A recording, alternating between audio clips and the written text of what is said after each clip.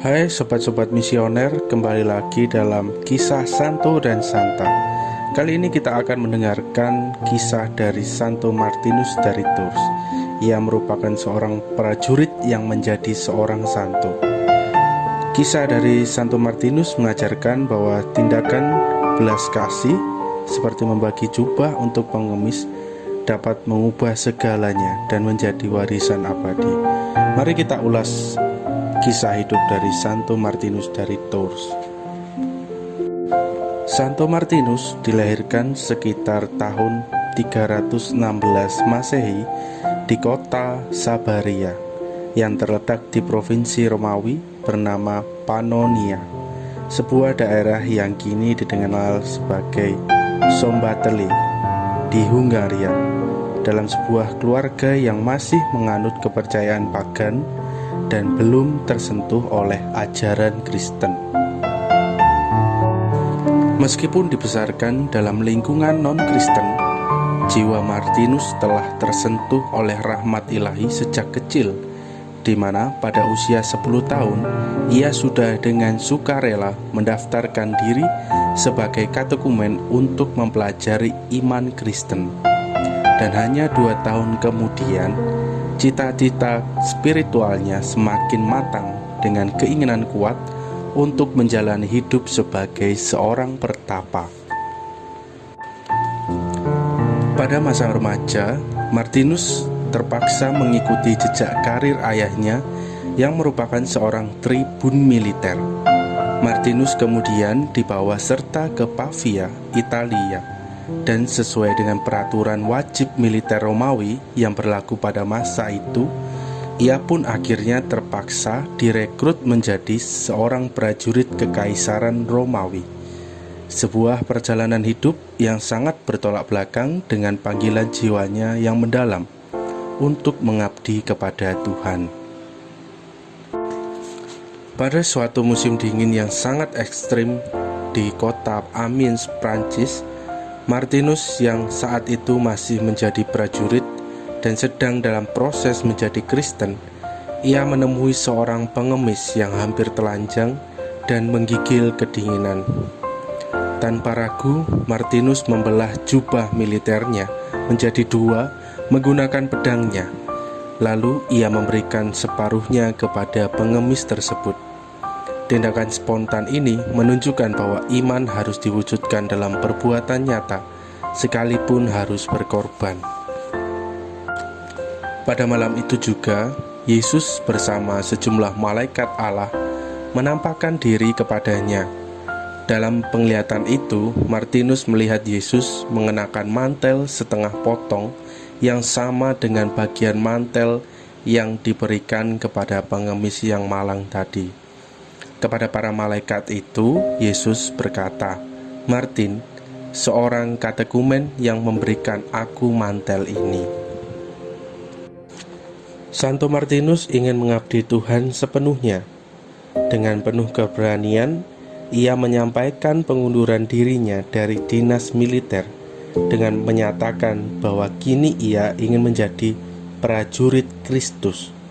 Keputusan ini menunjukkan komitmennya yang total untuk mengikuti panggilan hidupnya. Akhirnya, permohonan dikabulkan, membuka jalan baginya untuk sepenuhnya mengabdi kepada Tuhan melalui kehidupan religius.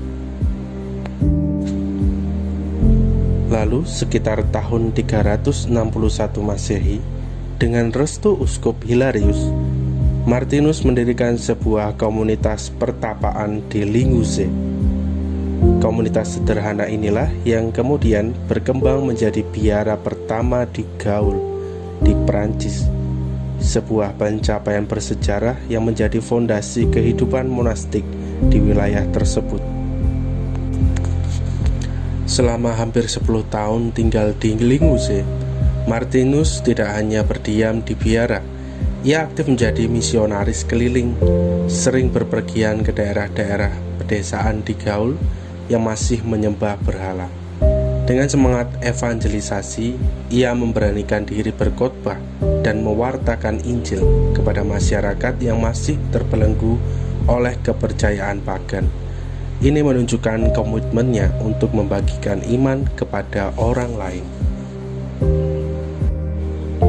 Pada tanggal 4 Juli 371, Martinus secara resmi ditabiskan menjadi uskup dari Tours. Meski kini menduduki posisi terkemuka, ia tetap setia pada panggilan jiwanya yang sederhana.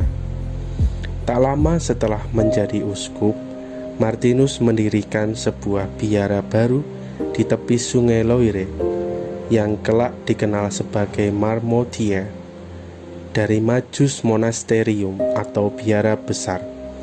Di sini ia dan para pengikutnya hidup dalam doa, kemurnian hati dan kesederhanaan, menjadikannya pusat spiritualitas yang berpengaruh jauh melampaui masa hidupnya sendiri. Santo Martinus mengembuskan nafas terakhirnya di Candes, salah satu pusat religius yang turut didirikannya sekitar tahun 397 Masehi dalam usia 81 tahun. Hingga detik terakhir, ia tetap konsisten dengan semangat kerendahan hati dan pengorbanan yang telah mencirikan seluruh hidupnya. Gereja Katolik merayakan pestanya setiap tanggal 11 November. Jejaknya tetap abadi melalui banyak gereja, kapel, dan tempat-tempat suci yang memakai namanya. Kisahnya membagi jubah telah melampaui zaman, menjadi simbol universal amal Kristen dan inspirasi bagi banyak orang untuk berbagi dengan sesama. Teman-teman yang terkasih, dari kehidupan Santo Martinus kita bisa mengambil beberapa teladan indah yang sangat relevan untuk iman kita sehari-hari. Yang pertama adalah cintanya yang tulus kepada jiwa-jiwa. Hati Martinus dipenuhi oleh cinta Allah yang ingin menyelamatkan setiap orang. Demi menyelamatkan jiwa-jiwa, ia rela melepaskan karir militer yang menjamin hidupnya. Baginya, keselamatan sesama lebih berharga daripada harga dirinya sendiri. Kedua adalah semangat evangelisasi yang tak kenal lelah. Setiap momen dalam hidupnya adalah kesempatan untuk mewartakan Injil. Dengan tekun, ia berkeliling di sekitar Prancis untuk menegakkan kerajaan Allah. Martinus sangat peka akan kebutuhan umatnya. Ia mendirikan biara, mendidik rahib dengan serius, karena itulah yang sangat dibutuhkan gereja pada zamannya. Tindakan tersebut menunjukkan kepekaannya pada bimbingan Roh Kudus. Yang terakhir adalah iman yang teguh dan hidup. Martinus percaya dengan sepenuh hati bahwa Allah yang berkuasa. Iman inilah yang memberinya keberanian.